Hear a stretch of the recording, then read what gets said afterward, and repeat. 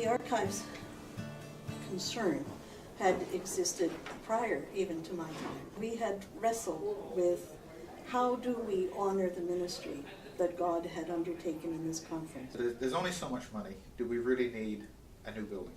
Okay, we've got an excellent offer on the property we had, which needed a lot of maintenance.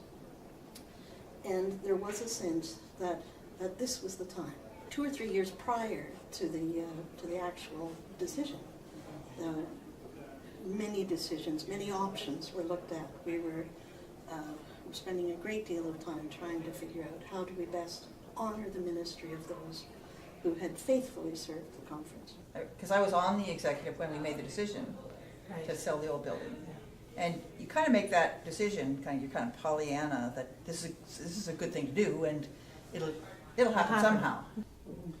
And I remember right after we voted, yes, we do need a new building, a conversation with someone who said to me, Nigel, can you imagine the Jesus who said, I was hungry and you fed me, I was naked and you clothed me, I was in prison and you visited me, saying, and by the way, did you keep the minutes? So Art, you and I were both on the Maritime Conference Executive when the decisions were made to build this Maritime Conference Centre and archive space.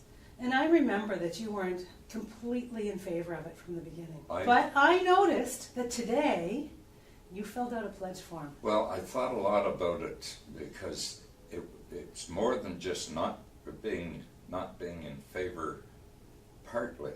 I was vehemently opposed to it. And I still think we made a mistake. However, in conversation with others and in being a little bit more realistic, it's here. And we're in a democracy. And when the majority feels that they wish to approve something, and even though I disapprove of it, I have to go along with the majority.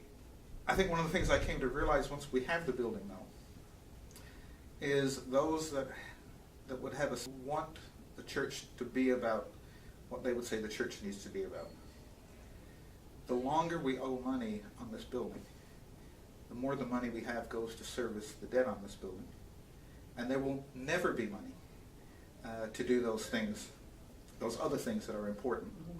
So if you don't care about the building at all, or only a little, and really passionately care about the other things, we will never get to the other things until we're free and clear of the building.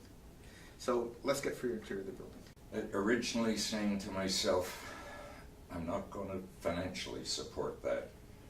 I thought that's being rather small and against the principles of my life. Now, on the other side of it, having been here, seeing just how functionable it is and the benefit that it can be to all of us. And I guess maybe I appreciate that the direction we're taking in the United Church is a little bit more outside the box than what I thought it used to be. When I worked 20 years in ministry in the Maritimes, in a denomination that has regional staff but no place. Mm-hmm. And when I came into the United Church, the difference in the support made all the difference. So just let me ask you, do you feel like this is your building too, or is this just for the staff of Maritime Conference? No, definitely not. I feel it's my building too, because part of our pastoral church history is right here in the building. So Thursday you were here working with Sarah in the archives building, and she said it was a perfect day. What was perfect about that day? For me, it was exciting because I'm a minister of the church. We, like many churches, are winding down. We're amalgamating with other congregations.